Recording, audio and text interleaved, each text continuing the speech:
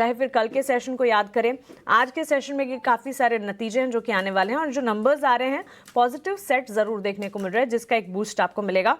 और सबसे बड़ी बात, आरबीआई से 1.5 लाख करोड़ का लिक्विडिटी बूस्टर जो मिला था, इस पर भी नजर होनी चाहिए। और मयूरेश, आपका टेक इस पर जानना चाहेंगे क्योंकि इसी अनाउंसमेंट के तहत ओपन मार्केट ऑपरेशंस के तौर पर 60,000 करोड़ का इन्फ्यूजन 3 ट्रांचेस में होने जा रहा था, जिसमें से 20,000 करोड़ का इन्फ्यूजन आज यानी कि 30 जनवरी को होने वाला है।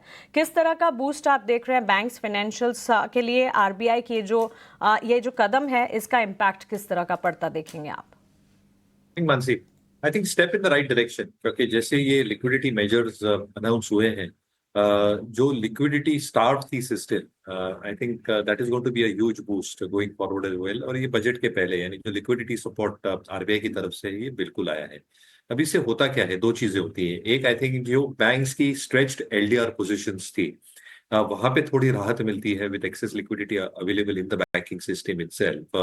और चुनिंदा banks, again they are not buy recommendation, तो चुनिंदा बैंक जिनकी एलडीआर स्ट्रेच्ड है, HDFC bank, Axis bank, bank of Baroda as an example, उनको थोड़ी रिलीफ जरूर देखी जा सकती है।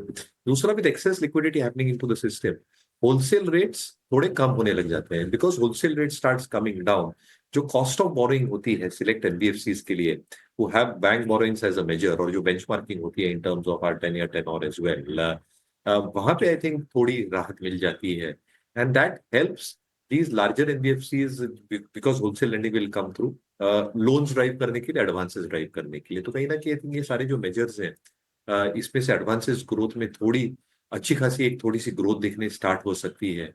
And if advances growth start happening, I think जो कंजम्पशन ड्रिवन है, because more loans will be taken either through a secured or a collateral format or otherwise, will ensure that जो consumption slowdown देखा जा रहा था, उसमें थोड़ी राहत और रिस्पाइट हो सकती है। Now what measures come through the budget along with other RBI support through OMOs, जो उन्होंने swap options भी अनाउंस किए for the USD INR, वहां पे करेंसी में भी थोड़ी स्थिरता आ सकती है। तो I think steps in the right direction.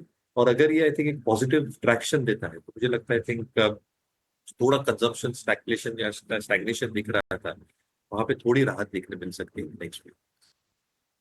For that take Mayuresh. और इस बीच केमिकल प्लेयर्स में एक्शन है। एसआरएफ, आरती इंडस्ट्रीज, यूपीएल के चार्ट्स में भी मजबूती नजर आ रही है। ऑटो और साथ ही ऑटो एंसलरी चार्ट्स पर भी नजर होनी चाहिए, इंस्क्रिप्ट्स पर भी नजर होनी चाहिए। Exide industries battery manufacturer company रचित, वैसे कुछ दिन पहले इनफैक्ट पिछले 2 सेशन से ही पहले 300 करोड़ इन्वेस्टमेंट की खबर आई थी। कंपनी अपनी आर्म में ही 300 करोड़ का further business expansion investment plan करके चल रही है। और आज के सत्र में भी अगर आप देखें, मिड कैप कैटेगरी में एक्साइड इंडस्ट्रीज में मजबूती के साइंस 358 के लेवल्स पर ये स्टॉक ट्रेड करता हुआ। देखिए, एक्साइड इंडस्ट्रीज के अभी कुछ टाइम पहले इफ हम करेक्ट नंबर्स भी आए थे और बहुत अट्रैक्टिव लग रहे थे कुछ वर्टिकल्स में। जो इनका रिप्लेसमेंट सेल्स हैं वो बहुत इंप्रूव हुई हैं, बट कहीं ना कहीं इनकी ओईएम सप्लाई में प्रॉब्लम थी। और इंडस्ट्रियल जो सप्लाई है इनकी, इंडस्ट्रियल इंफ्रास्ट्रक्चर की, वहां पे थोड़ा सा डेंट देखने को मिला था, बट ग्रीन एनर्जी में इनका सप्लाई अच्छा था। और मैं समझता हूं कि अब वो कहीं ना कहीं सेटल हो चुके हैं। जो रिजल्ट्स के पूरी नंबर का जो इम्पैक्ट था, एक्साइड इंडस्ट्रीज आपको वैसे देखा जाए तो अच्छा लग रहा है। और अगर आप पोजीशन बनाना चाहें तो थोड़ा सा करेक्ट करें तो ही इसमें पोजीशन बनाएं। अदरवाइज अगर आपके पास पोजीशन है तो आप इसको अराउंड 342 के स्टॉप लॉस के साथ मेंटेन करें। 390 के टारगेट्स आपको नियर फ्यूचर में देखने को मिल सकते हैं। मार्केट्स